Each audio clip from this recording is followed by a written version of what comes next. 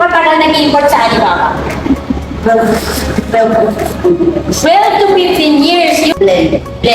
Okay. Sa blender ko, more or less, ang pressure dyan, let's say nakuha ko siya ng 700. So, ang pressure dyan, nasa 250 lang. 250, o. 700 minus 250.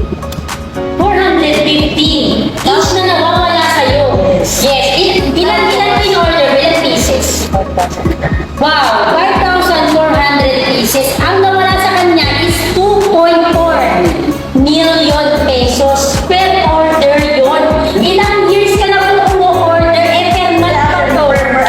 Per item. per item, di ba? Depende. So, Isang item pa lang. Marami na po kasi siyang gano'n ka na po katagal nag-import sa Alibaba? 12 to 15 years. Yung 2.5 million na nawawala sa kanya ay isang order pa lang. Ilan na po yung nawala sa inyo? Time is 15 years. Sabihin pa natin na once a year lang, kunyari lang, nasa 36 million. Eh kung once a month, times 12 to, 437 million po yung nawala sa inyo, ma'am.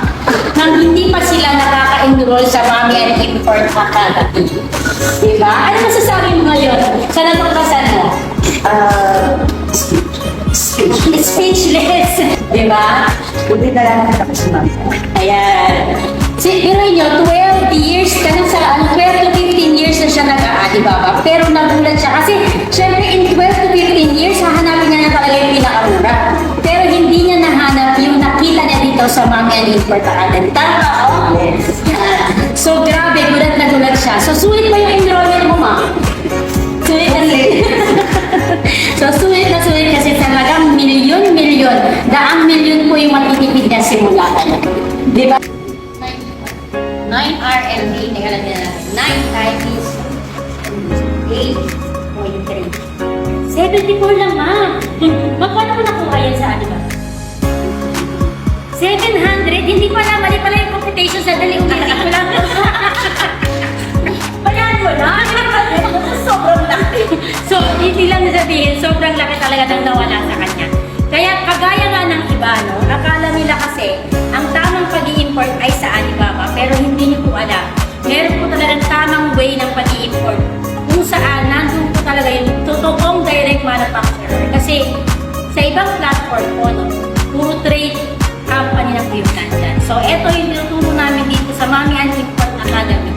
Yung totoong tamang way na kung saan talaga makakadirect kayo sa importer, manufacturer. Sabi niya, pag nakarating yung container na binili niya ngayon, ano yung pangako mo, ma'am?